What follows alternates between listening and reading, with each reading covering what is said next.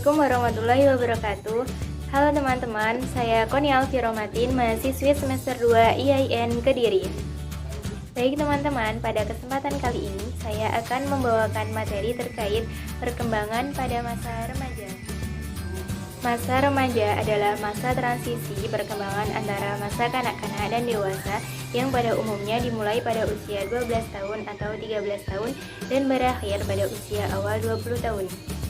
Sedangkan Anne Freud berpendapat bahwa pada masa remaja terjadi proses perkembangan meliputi perubahan-perubahan yang berhubungan dengan perkembangan psikoseksual dan juga terjadi perubahan dalam hubungan dengan orang tua dan juga cita-cita mereka, di mana pembentukan cita-cita remaja merupakan proses pembentukan orientasi masa depan.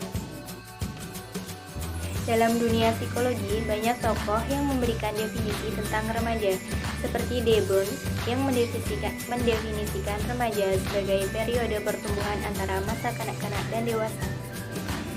Seorang ahli psikologi Swiss yaitu Jean Piaget mengemukakan bahwa seorang remaja termotivasi untuk memahami di dunia karena perilaku adaptasi secara biologis yang mereka alami. Dalam pandangan Piaget, remaja secara aktif membangun dunia kognitif mereka, di mana informasi yang didapatkan tidak langsung diterima begitu saja ke dalam skema kognitif mereka. Remaja telah mampu membedakan antara hal-hal atau ide-ide yang lebih penting dibanding dengan ide-ide yang lainnya. Lalu remaja juga mengembangkan ide-ide tersebut. Seorang remaja tidak saja mengorganisasikan apa yang dialami dan diamati, tetapi remaja juga mampu mengolah cara berpikir mereka sehingga memunculkan suatu ide-ide yang baru.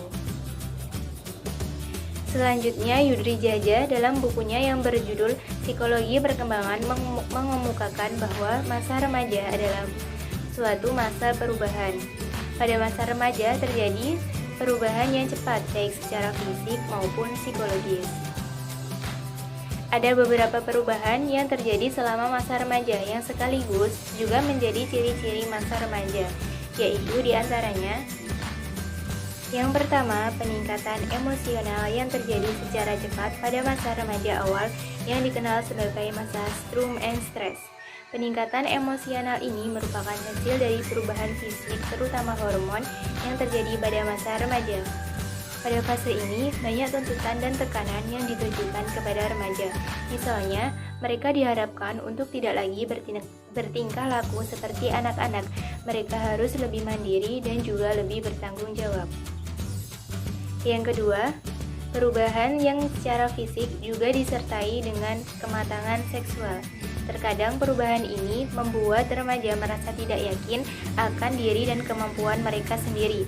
Perubahan fisik yang terjadi secara cepat, baik perubahan internal seperti sistem sirkulasi, pencernaan, dan sistem respirasi maupun perubahan eksternal seperti tinggi badan, berat badan, dan proporsi tubuh yang sangat berpengaruh terhadap konsep bagi remaja. Selanjutnya yang ketiga, yaitu perubahan dalam hal yang menarik bagi remaja dalam hubungannya dengan orang lain.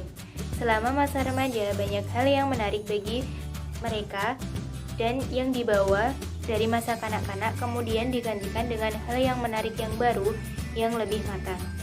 Remaja tidak lagi berhubungan hanya dengan individu dari satu jenis kelamin yang sama, tetapi juga dengan lawan jenis dan dengan orang dewasa. Dan yang keempat, perubahan nilai, di mana yang mereka anggap penting pada masa kanak-kanak menjadi kurang penting karena telah mendekati usia dewasa. Selanjutnya yang terakhir yaitu yang kelima, masa kebanyakan remaja bersikap ambivalent dalam menghadapi perubahan yang terjadi. Di satu sisi, mereka menginginkan suatu kebebasan, tetapi di sisi lain mereka juga takut akan tanggung jawab yang menyertai kebebasan tersebut, serta meragukan kemampuan mereka sendiri untuk memikul suatu tanggung jawab. Baik teman-teman, demikian yang dapat saya sampaikan terkait materi perkembangan pada masa remaja. Semoga dapat membawa manfaat bagi kita semuanya.